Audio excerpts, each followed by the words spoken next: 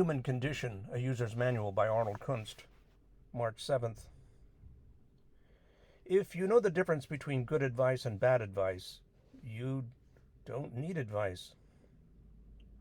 Lawrence J. Peter. Little Johnny Stories, Part 10.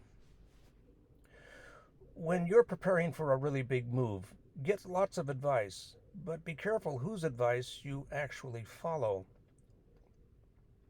Johnny, who is not so little anymore, is now a high school senior. He's matured into a devastating pitcher. He made All-City and All-Conference in his sophomore and junior years, and he's sure to do it again this year.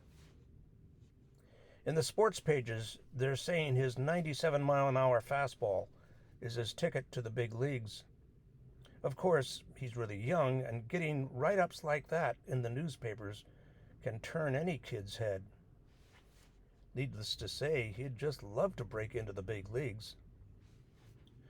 So he asks his coach, Mr. Winters, "Do you think I've got a shot at the majors?" But finds him surprisingly discouraging. "Don't believe everything you read in the sports pages, kid," Mr. Winters says. "There are thousands of kids just like you who are really good and want a shot at the big leagues, and they're all chasing after just a few openings. Sure, your fastball is dazzling, but as I've often told you, you throw a curve and a knuckleball like a wooden Indian, and when someone gets a hit off you, and the very next guy gets a hit off you, you just fall apart. Get a degree, play college ball if you want, but forget about the big leagues."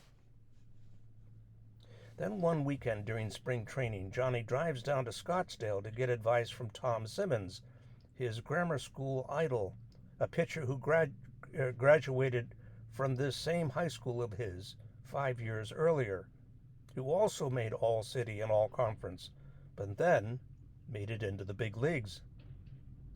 "You think I got a shot at the majors?" Johnny says. And the advice he gets is far different. "Sure you can, kid. In fact, I've seen you pitch. You throw a fastball, your fastball is way faster than mine, but you throw a curve and a knuckleball like a wooden Indian, and when someone gets a hit off you, and then the next guy gets a hit off you, you fall apart. You need to get seasoned by playing college ball. You also need a college degree. But, hey, I did it, so can you." What's the difference between the advice of these two people Johnny looks up to? Maybe their vantage point.